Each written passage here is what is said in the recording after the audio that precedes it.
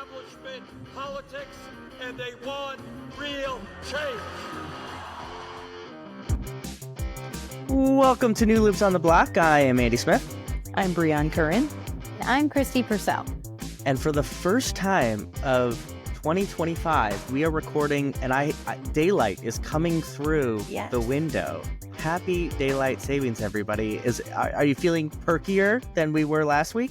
No. Wow. Okay. Really bringing down the energy, huh? I love the sunlight, but I mean, lack of sleep already on top of, losing that hour. Not awesome, but I am loving the sunlight, and we'll get used to it. It's nice in the evening. It's hard to get my kids up. We actually had kind of a joking debate on the floor this week about actual daylight savings, if we could change or not. I don't have strong feelings on it. Do you guys have strong feelings? So I don't have strong feelings. I will say I did have some constituents reach out who were genuinely concerned that we were spending time on this. Bless Representative Mike Freiberg's heart. This is just something he cares deeply about, and that's why we hear about it. But I don't think we'll spend much more time on that this session, unfortunately for Rep. Freiberg, but I have no strong feelings. I lived in a state that did not participate, and it was so great and also so annoying because then I would call my family who was in a state that did participate, and I would be like, okay, is it winter?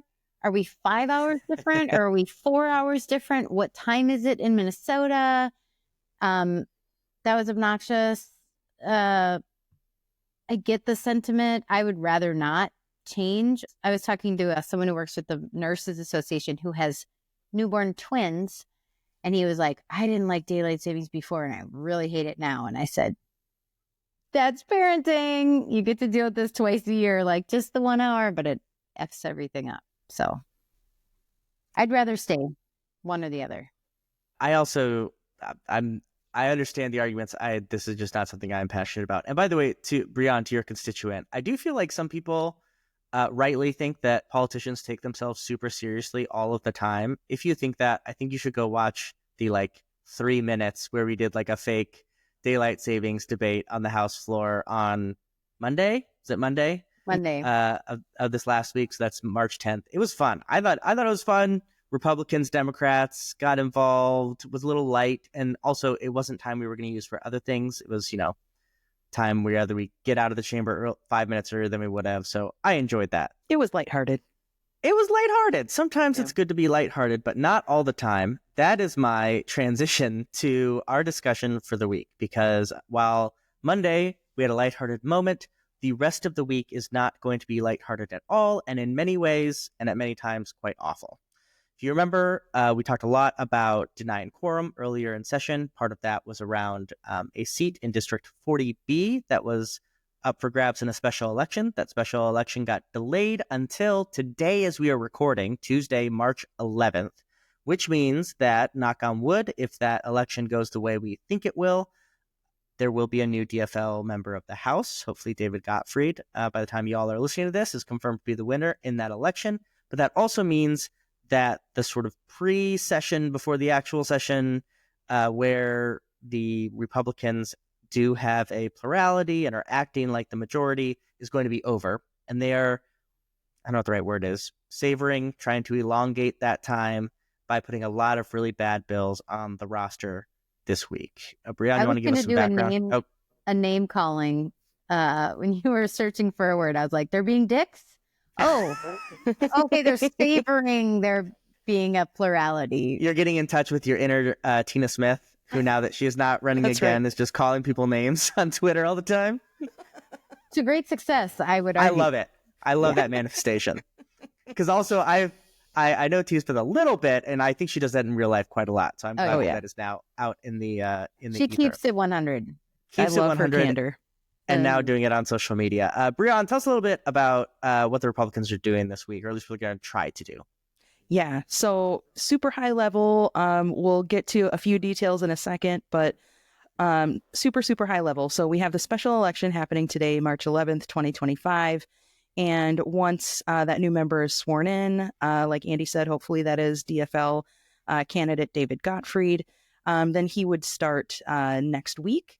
And that means the Republicans' temporary control over all bills going to the House floor and all bills coming through committee that would end when we get formally to a tie. Right? Yay! Yeah. Great applause. You came prepared. I don't know if that's good. I don't know if that's going to be it. good audio, but I did spend a long time getting ready for that, so I wanted to use it. I love it. I love it. So, given that this is the last week of Republican control, again, they don't have a majority, but they do have control temporarily. Yes. Sorry. Any more, Andy Smith, before I continue? You'll never know, will you? That's the fun of this podcast, right? Oh my God. There it is. So Republicans in their current state of control without a majority have just filled our schedule with bills. So tomorrow, Wednesday, March 12th, we have 5 bills on the calendar for the day, which, in itself is really not that, it's a large amount of bills. But I wouldn't call it excessive. It's a regular amount of large. It's like a regular amount for bills to be debated, discussed, voted on, etc. But not typically during a middle of the day paper pushing session. Right. So I'll back up a little bit.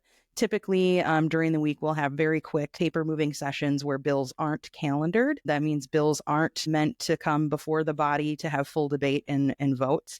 Usually we will convene for the purposes of making sure that different bills go through that formal process where they're given second readings, committee reports are adopted so that things can keep moving. So paper moving sessions, oftentimes they're 10, 15 minutes. We're done. We go back to our committees and our regular day. That's typically what a Wednesday would look like for us, noon on a Wednesday. But the Rules Committee, currently under GOP control, decided to schedule 5 bills to be, we assume, discussed, debated, and voted on between noon and 1 p.m. when then committees go back to the regular schedule. So, clearly trying to cram bills through in a last-ditch effort. Some bills, not sure why this is happening. Some bills appears to be political messaging. So we've got 5 bills up for tomorrow. We'll probably have to come back at 7:45 p.m. and it'll take as long as it takes. And we'll get to the content of some of those bills, some of which are very ugly. And then Thursday, we are scheduled or slated to have 17 bills on the House floor for a session that starts at 3:30 p.m. That's an insane amount. Yeah. And we anticipate there to be more. That's right. Really? That's right. Yeah. So Rules Committee will meet at 2:45 p.m. tomorrow, Wednesday, March 12th. And on the agenda for Rules Committee is supplemental calendar for the day. So they've already put 17 bills on the calendar for Thursday, March 13th. However, there will be more. So there will likely be 20 plus bills or so slated that could come up and be debated on Thursday. And we don't know how long that will take. And the paper pushing session we had today, Tuesday, it was kind of remarkable to hear our chief clerk, Patrick Duffy Murphy, who had to say each individual bill number, the calendar for the day, for Wednesday, for Thursday. And there's a lot that we kind of like just gloss over, like they could set at the rostrum, but in the gavel. But I mean, after he kept saying number after number after number after number, I was like, oh, kind of tuning in and just being like, oh, this is friggin' weird. Oh, that's because this is unprecedented. I tried to ask around. I did not get to ask Chief Clerk Murphy if 17 is the maximum number of bills that has ever been calendared for a single floor session. So I don't know the answer, but in the time that all of us new libs have been here under Democratic control, this is significantly more bills than we've ever seen calendared for one day. I just got confirmation from someone who served here longer than us that in their time so far, I think she started serving in 2018, this is the most that they have seen. So it's a lot of bills. I mean, think of that. That encompasses all the special sessions and all the COVID stuff, which required some weird sessions, but never got to this state. So what we wanted to do is go over specifically the nasty bills, because what this is clearly, Brion kind of already went over this, but we're already going to know the results of the election. So they know that there's no votes for any of these bills, but it is political theater. They're trying to show people what they care about or satisfy elements of their coalition, whatever you want to say. with these bills. And so it's worth talking about them and why we will be voting no on them. Because even though they are political theater, this is real-time stuff. We're in the legislature. There's real money. There's real lives at stake. There's real livelihoods. Our environment's at stake, a lot of different stuff. So we wanted to go through a couple of these. We're not going to go through all of them because a lot of them might be used in other legislative maneuvers that we don't want to get into, but we want to talk about the big ones. So let's start off there, if there are no objections, with House number 6, or House File number 6. Kristi, what does House File 6 do? So House File number 6 comes out of our Education Finance Committee, of which I served last year, where we reinvested $2 billion back into public education. We made it free breakfast and lunches for students who needed it. And this bill is modifying, I would say, probably the crown jewel of all that work we did last year, the READ Act. We had changed how we taught kids how to read, and it was not very effective, wasn't guided by good science. And it's going to take some time to retrain our teachers to properly basically teach phonics again. And this bill would be to revoke all the money to train the teachers to properly teach phonics in the READ Act. I want to just say, for all these bills you're going to hear, it reads to me like a lot of legislating from 2022. They're doing a lot of trying to roll back bills that we passed and roll back progress that we made.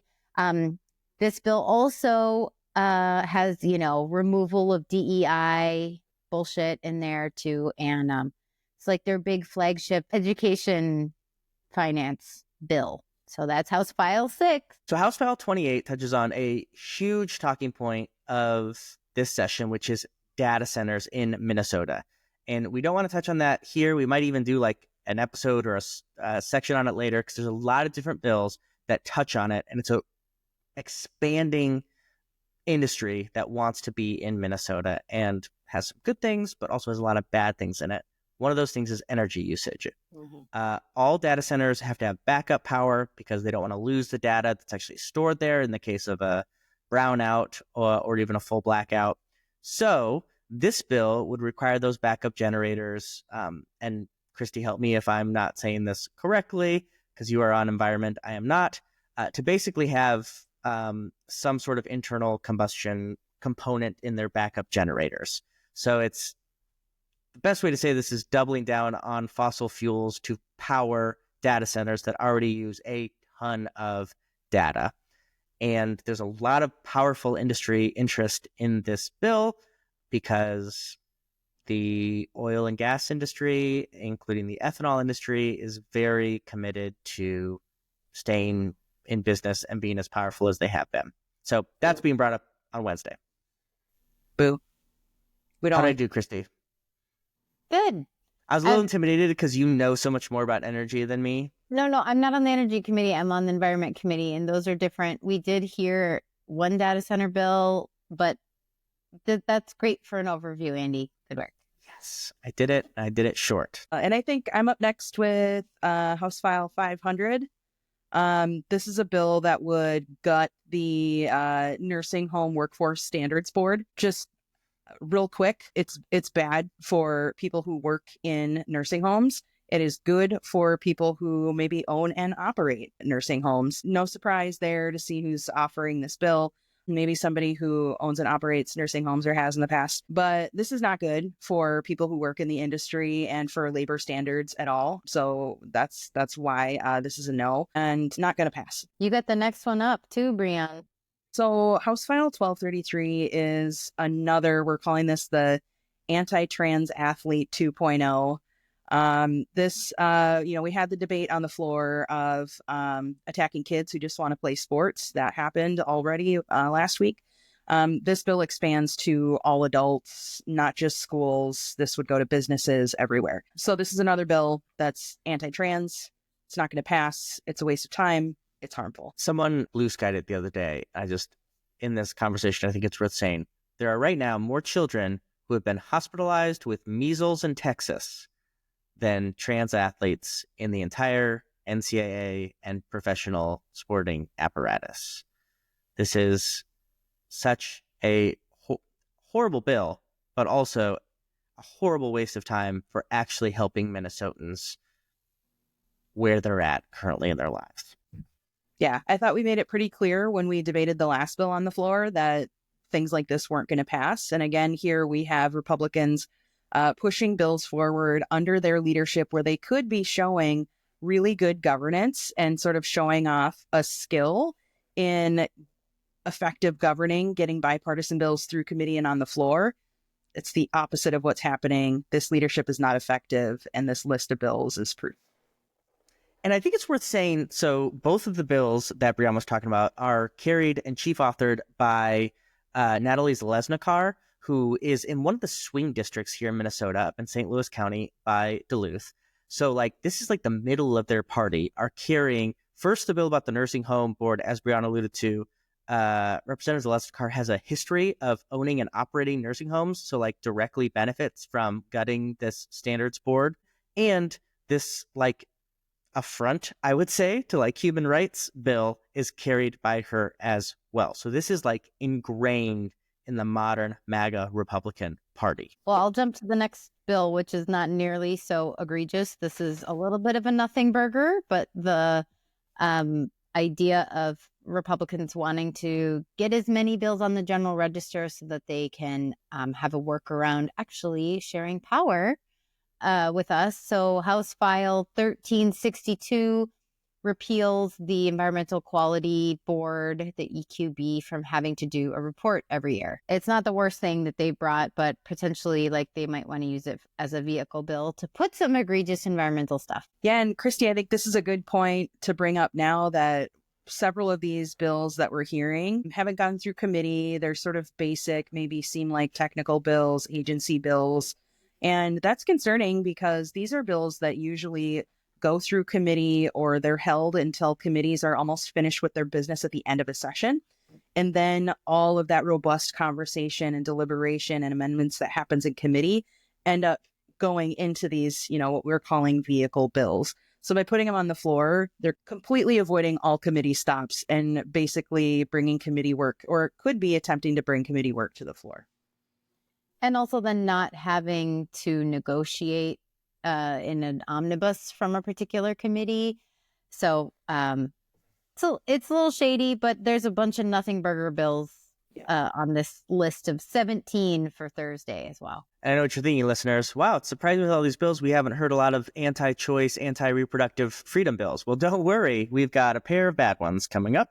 Right. House Files 24 and 25 both deal with various anti-choice, anti-freedom, either lies or policies. So House File 24 is this constant lie. We've already talked about it on this podcast before about the, quote, born alive infants. What this says is that medical professionals, for a child that is, quote, born alive, they have to use life-saving measures on. And again, we've talked about this on other episodes. What that means is that children who are born, unfortunately, with some sort of malady that can't be treated by modern science, whether that is sometimes they're born without like a heart chamber or with only one lung or something that like doesn't make them compatible with life, in those final few minutes, their first and final minutes, rather than being with their parents, their sometimes siblings, in certain cases, and being held in those moments, they will have to be given CPR. No matter what, that's in statute, no exceptions.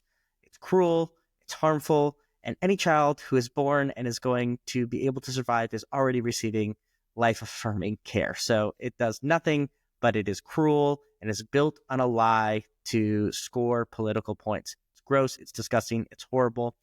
House File 25 basically takes grants that we provided to help with maternal health in our state, and we give them to certain clinics and hospitals and different care providers.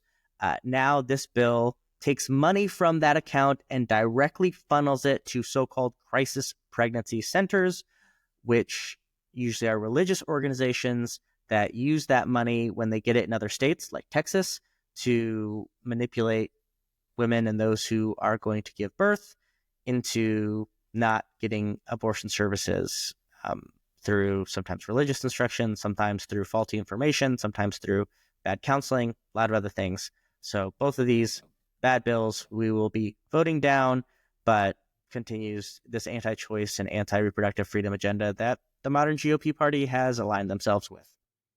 And I get to speak to House File 25 on the floor. And I'm pretty sure I'm also going to be speaking to House File 81 on the floor. So this is one of the ways that we're conservatives are trying to poke holes in Amara's law.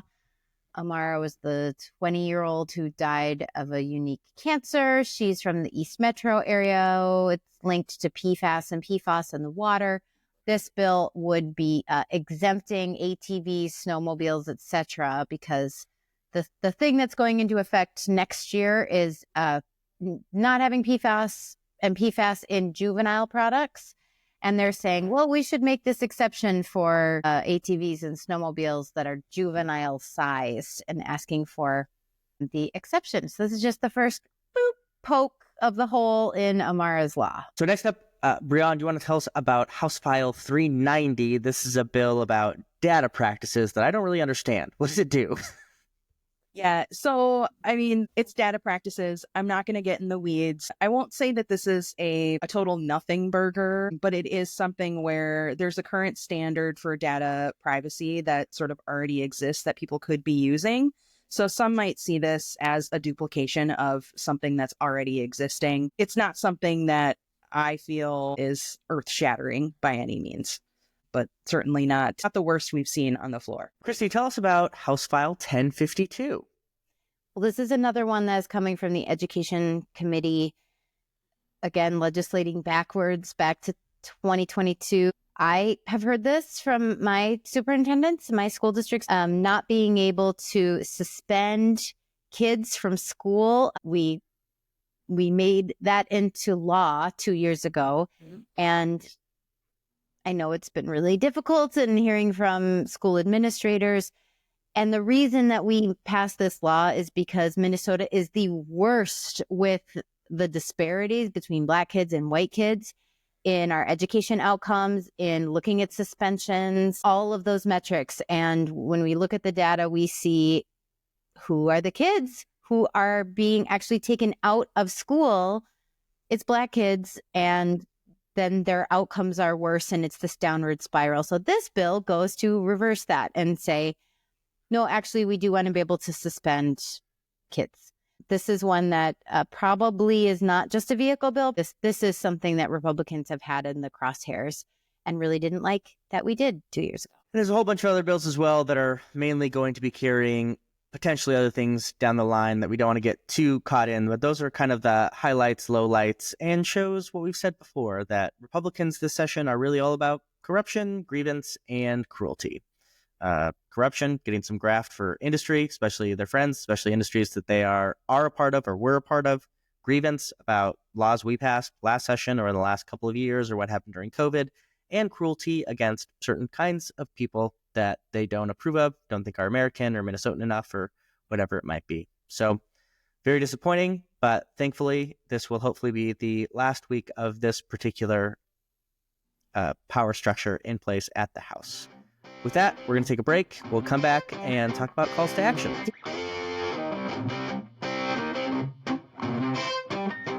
We are back, and we wanted to do a little check-in with everyone on the question that I think everyone is asking is, what do we do about all this insane shit that is happening? And I think it's good to continue to have this conversation, and there's not one right answer, and it's going to change week by week. There's going to be moments where people just need to rest, maybe unplug for a couple days, couple weeks, go on vacation. You know, it's going to be shifting. So we kind of want to have this constant check-in. And so we thought it was time to check in. So, Brion, how are you doing with the question, what do we do about this fire hose of stuff that is happening?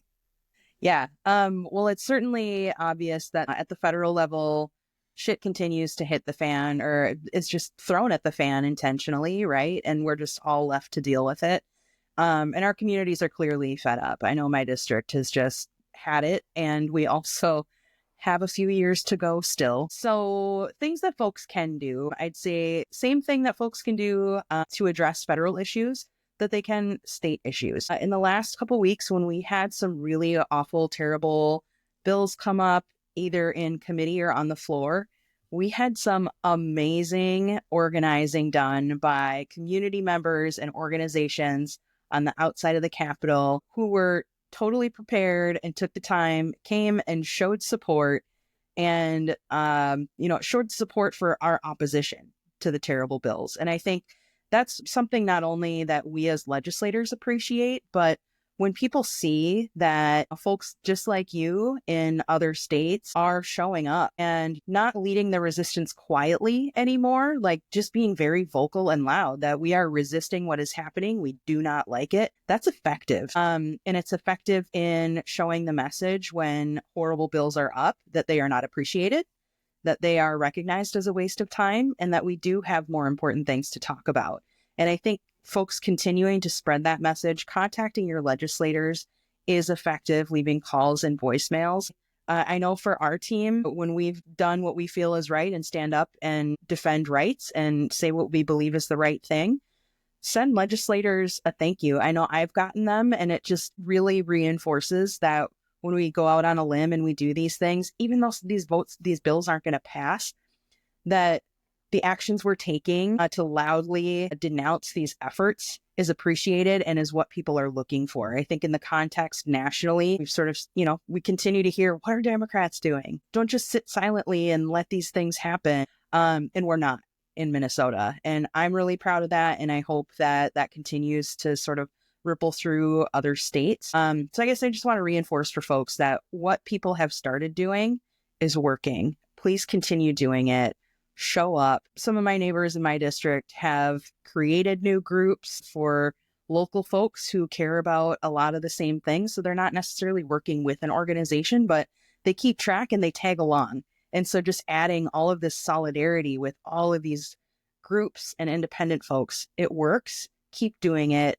Show your resistance in mass and in your volume, right? Like be vocal, and remembering that the Trump presidency just started. So also be kind to yourselves and others through all of these efforts, but keep showing up. I think it was 3 weeks ago. It was so bitterly cold. And Brion and I walked over to the Capitol and we had a meeting, and there was a view of the front steps, and we just heard this roar and looked outside, and hundreds of people, maybe a couple thousand people on the Capitol steps. It was one of those days, it was like 20 below. Plus wind chill. And it was an anti-Trump rally outside. I mean, that gave us hope inside the building, just like, people are paying attention. And that's also when you drop a letter, even in encouragement to your senator, congressperson, your state rep or state senator, that reminds us, people are paying attention. And that not only is helpful for us to go, I'm not alone. There's many of us on this side of this issue. And it also reminds us, we work for you and you're watching. And that's really important. And I think seeing people show up in person is so powerful. And invite us to the things, like if there's a new group in Brion's district, like invite them. Like they may want to come, and that be mutually beneficial. Like maybe more people will get involved in the group if they want access to their legislator, and that's more enticing to Brion to be able to go and meet people who might be more recently engaged in the political process. So that I echo everything that you just said, Brion. And I think it's important to say, like, it's working.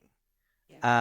I see, so on TikTok especially, that's kind of where I have my largest platform, and I talk about this a lot. Like, a lot of people comment are like, this isn't going to do anything. Like, they're just discouraged and negative. But we need to amplify, I don't mean we here, I mean we as, like, people who are more progressive, or even just a coalition against Trump, like, amplify that, like, in many ways, a lot of this protesting is having positive effects on what is happening in the actual world. And that includes positive mental impacts. So many of these anti-trans bills are meant to isolate that community. So many of these immigration bills are meant to isolate that community away from the American community as a whole, this kind of melting pot that we have. And protesting goes specifically against that. So like that in and of itself is so valuable. But also, Trump is right now at like the height of his power that he will ever have after this big election and this, whatever you want to call it. He's in office. He's got his party in control in Washington, and he is having trouble getting stuff done. That's right. I mean, there's a lot of bad stuff happening, but a lot of this stuff because of attorneys general like Keith Ellison, because of Democrats who are doing stuff like AOC, Bernie Sanders, the messaging is getting out and is working. The U.S. aid stuff, the Supreme Court just sided against Trump on this. We had the terrible stuff about a birthright citizenship, like that got stopped by courts. They're having trouble getting their bill to cut taxes through the House of Representatives and through the Senate right now. Here in Minnesota, the GOP, which the Chamber of Commerce, about paid family medical leave for like literal years about how bad it is. They had a bill they wanted to hear yesterday on the floor, and they ended up tabling it without any discussion because their members were concerned about it. Today, the Reuters poll came out, and Trump is going down. He already had a pretty low approval rating for a first term, or, for a first couple months of a presidential term. He's already losing percentage points, and that's like of his base because of what he has done and what is happening at the federal level. Like, the resistance is working. You have to push through and be like, take the victories. They're never going to be the victories we want, right? I want a president who's going to protect immigrants and the trans community, but it's not quite there. But we are fighting back against what we have, and we should celebrate that. That's right. And Andy listed a bunch of great and inspiring folks: Bernie Sanders, AOC, Jasmine Crockett. Those folks are active on a lot of the different social media platforms. There's also Substack is a place for writing. Some are paid, some there's a mixture of free content and paid content. Marie Newman is a former congresswoman. She has some insightful things there. There's also, if you're listening to this podcast, you know about podcasts. There's the podcast called Breaking Through, and it's powered by Moms Rising, that group who does activism against guns and, is for paid family leave. Actually got to be on that episode shortly after Walz was chosen as VP pick, so that was fun. And then, of course, like all the Crooked Media podcasts and newsletters and things like that as well for a more national perspective. But if you're listening to us, you're doing a great job of getting yourself educated about what's happening in Minnesota. And even if you are not in Minnesota, but you're obsessed with Minnesota politics, as we've heard, there are a couple of listeners elsewhere. We're happy to share our wins and what we're doing here, but it's absolutely replicable. So look to what is happening in other states and let us know, and vice versa. There are things happening. There are seeds of resistance. Our amazing U.S. Senator Tina Smith just telling people to F off. Calling people dicks. Yeah, specifically Elon Musk. It's so great. You love to see it. So, Elon Musk is a dick. So why wouldn't you say it? Let's not disparage body parts. I like to call people douchebags because no one likes dipshit. I think our governor used dipshit. Oh, dipshit's good. Weird. These guys are weird. There was a super interesting article about the creeps and the jocks and this theory of fascism where there's two types of people. There's the jock, which is sort of Trump, like the cool kid, the bullying people, giving them nicknames. And then the creep is Elon Musk, like just being fucking weird. And just reading that, I just saw faces of some of our colleagues. I can picture some of those who I would put in the creep category and some I would put in like that jock. Are we going to start talking about dodgeball, inner dodgeball, legislative games again? Popular idea. I heard that there might be some folks interested in funding a GoFundMe to begin a dodgeball league for us to get out some frustration in a more productive way than. Yeah, I'm happy to participate, but I don't want to debate which team I got to be on. So Be on all the teams, Brion. Very well done. Very well done. Be on That was all the good. teams. Kristi, don't you already like have a hockey team that you check people with to get out frustration? You need 2 inter-legislative sports. I talked about that, and there's the Golden Seahorses on Sunday night, where there's a very good-natured sort of pickup hockey game.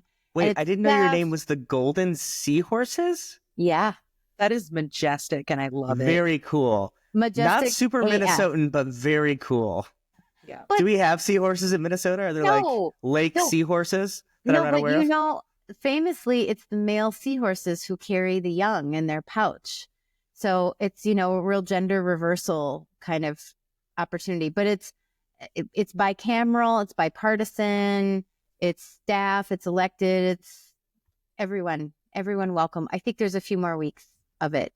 But we don't need funding for that. That already exists, thankfully. Go seahorses. Are you guys, tell me how you're doing in the league. Now I'm really curious. Like, are you guys like no mid-table? There's no league. It's like you pickup. had a name, so I thought, okay, got it. Okay. Well, we needed a name to reserve the ice. And so legislators long before me came up with the Golden Seahorses. The gender-bending seahorses. That's I love right. Love it. In all seriousness, I will also say, the reason that we do this podcast, and it is quite a lot of work, is that we do think there needs to be more like good sources of information on Minnesota politics and what is actually happening at the state house. So this is my producer hat on. I know this is self-serving, but if you think this is helpful, please also share this. That would be helpful to us. And also the reason we're doing it is hopefully to get more information out. More people hearing it makes that information more valuable. We're going to head for a quick break, and then we're going to come back with a very silly game that I have concocted at my own expense.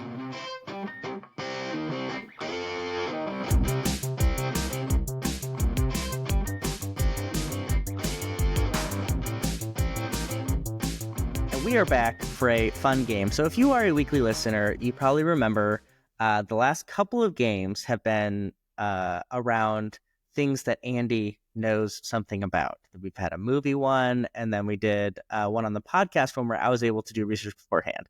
So I felt that was unfair as a co-host to continue to do that. So this week we are doing trivia that Andy knows nothing about things that Brion and Kristi know a lot about. So before we started this podcast, I asked some random questions to my fellow co-hosts to figure out some of their favorite things. And I've randomly, in the course of this episode, surreptitiously looked up online trivia about those things. And I have not looked at these yet.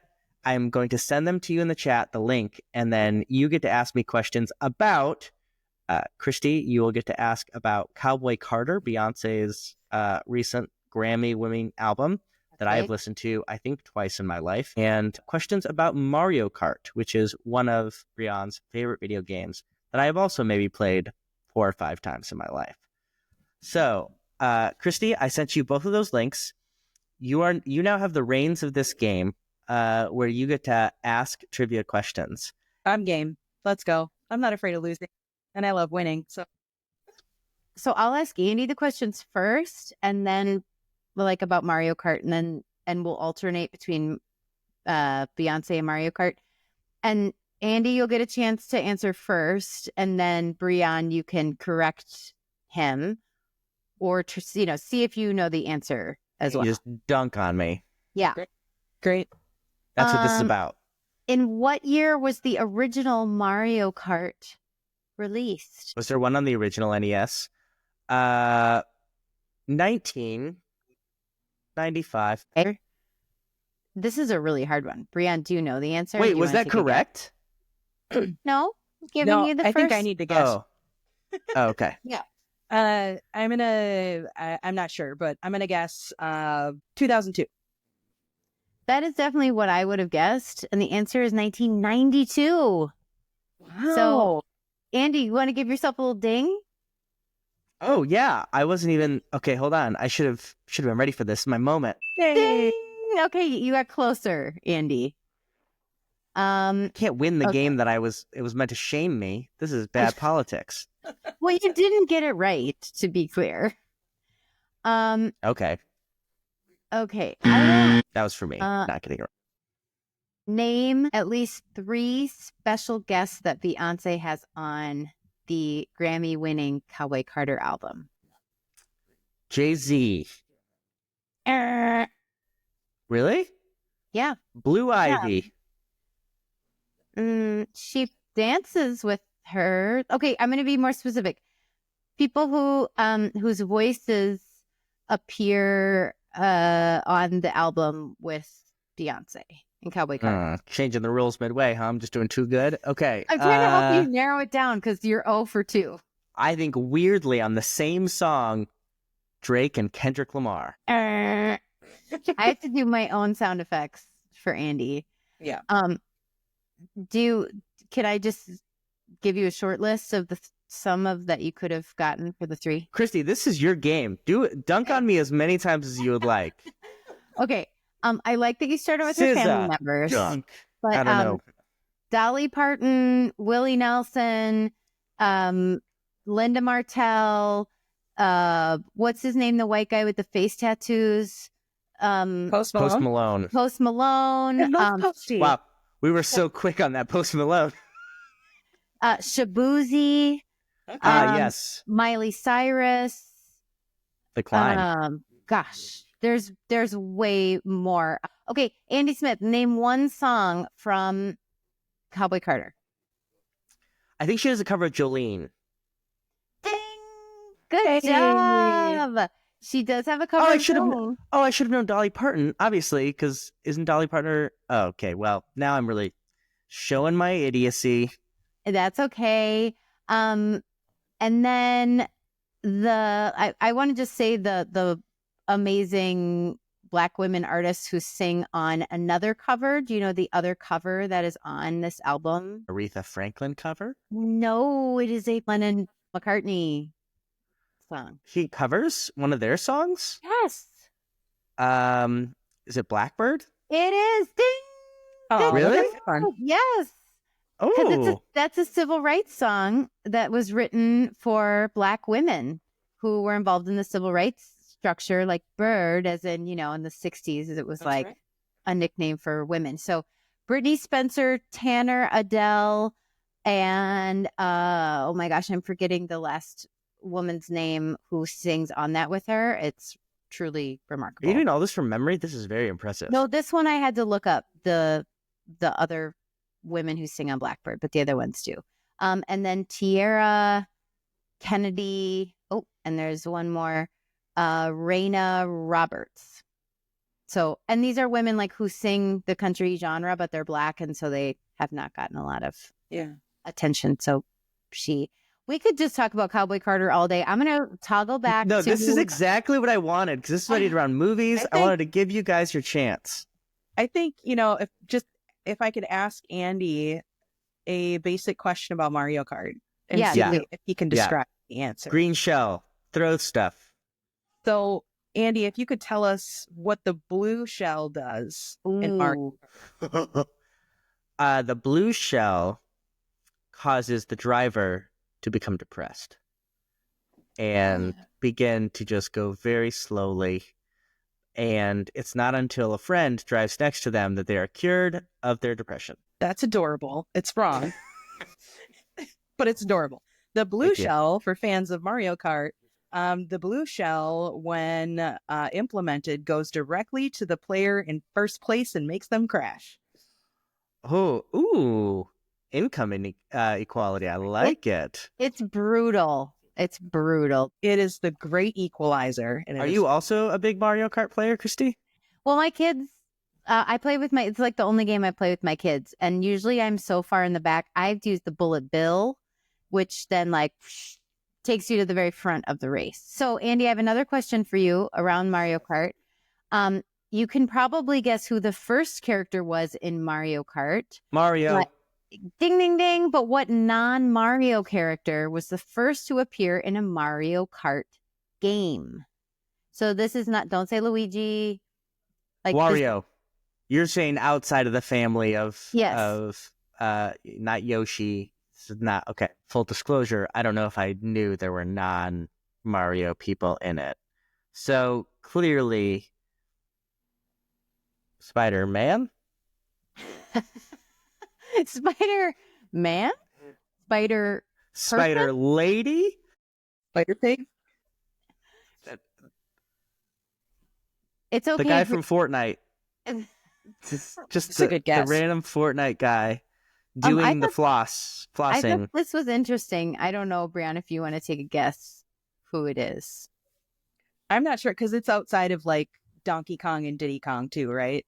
Yeah, I'm not sure then. I'm guessing like maybe some kind of like Final Fantasy thing or something, but It's Link Link. from Legends of Zelda. Yep, Oh, that makes sense. Crossover. that makes sense. Okay, we're gonna do a couple more Mario Kart. Which Mario Kart track is known for its unpredictable hazards, like Monty moles? Andy Smith. I only know one track, and I think because John Mulaney has a bit on it, I think Rainbow Road. It is not Rainbow Road. That's all I know. The mole one.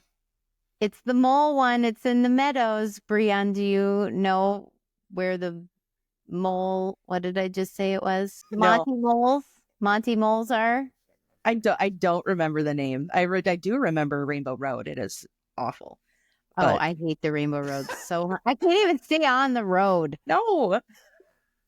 Moo Moo Meadow is the correct answer. See, now I'm gonna bust out the 64 and go play. Yes, do it. Let me see.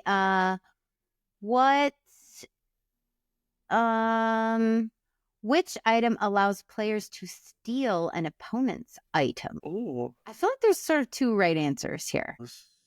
Guys, the Baron. The Baron's crook.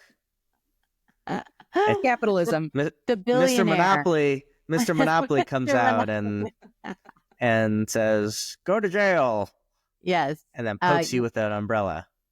Well, the answer that this website says is the boo. This ghostly item snatches an opponent while making the player invisible.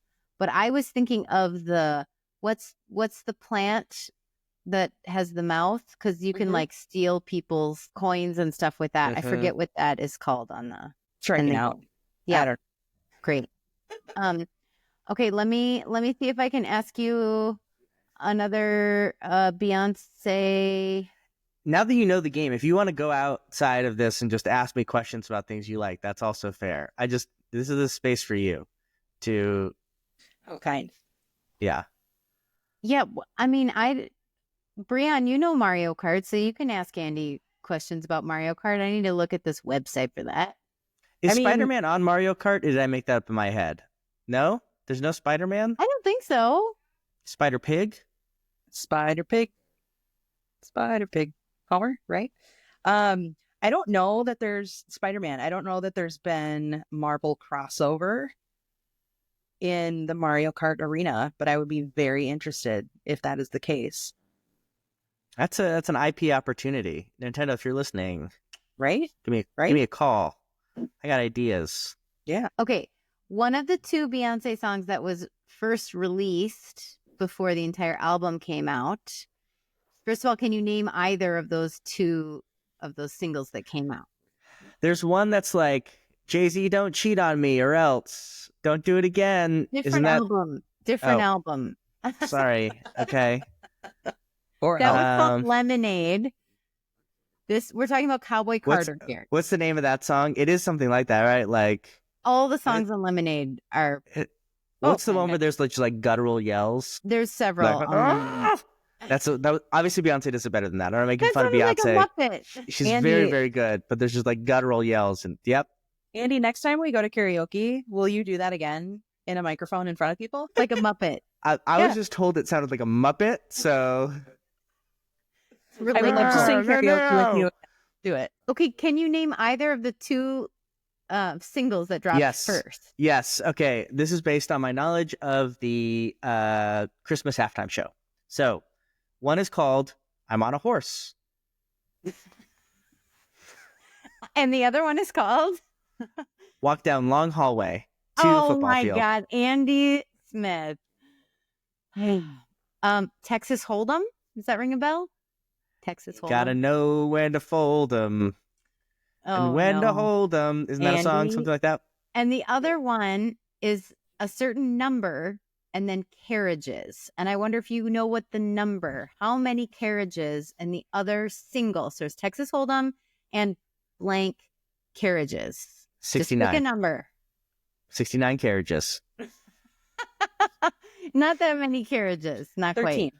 And they're just like, there's like a hitch and Okay. But- Okay. Nope. We don't need a visual. Thank you. Brion was closer. Ding. It's 16 carriages. All right. how was I supposed to get that? How am I supposed to know how many carriages Beyonce travels around with? Are popular songs. Popular from the film Wicked. See what I did there? Trying to get back to movies. No, not great. Keep going. Okay, I'm going to ask you one more question about Cowboy Carter.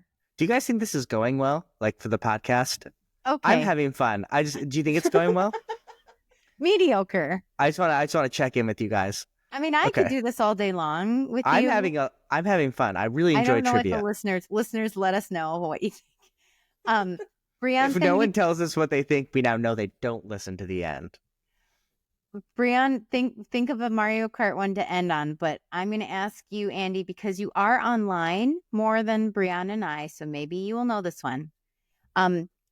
After the album came out, what clothing brand changed their logo and the spelling of their company name because of the tie with the Cowboy Carter song? Okay, Tell me if so you need a hint. I'm going to talk it out and then I'll probably ask a hint because I do not know this off the top of my head. But I'm guessing this has to be some sort of brand that has like country vibes. So like maybe like a Ford, maybe like a Levi, maybe like some kind of boot company. But I'm going to need a hint. Oh, you're on the right track. And I think the key is they also changed the name of their own brand on their logo for, I forget, at least a day to match this product is the title and is referenced in one of the songs. And That was the hint? that was the hint. What? Okay. That was less helpful. That was just information that confused me. Okay, just pick a name of a. Okay.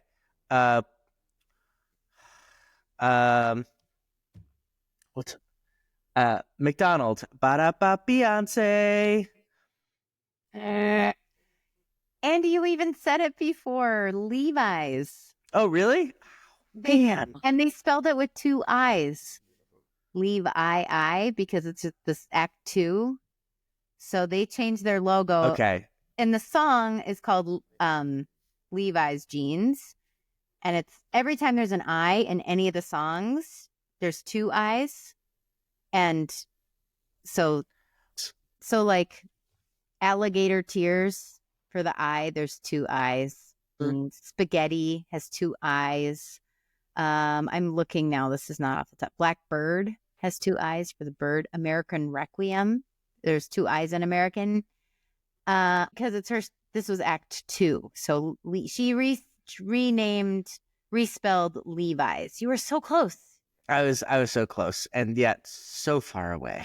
Kristi, your Beyonce cred is like Pretty unbelievable. impressive. Yeah.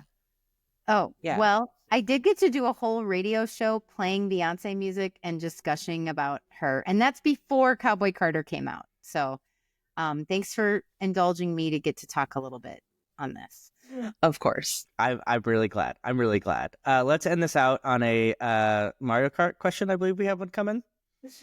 Okay, this is just going to be a really simple, goofy question. When a player goes off the track in Mario Kart, there's a little character that comes along to write you up and push you back on the track.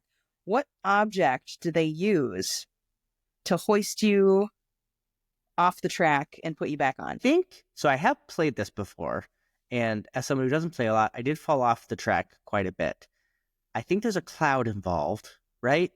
Someone's floating on a cloud and fishing pole?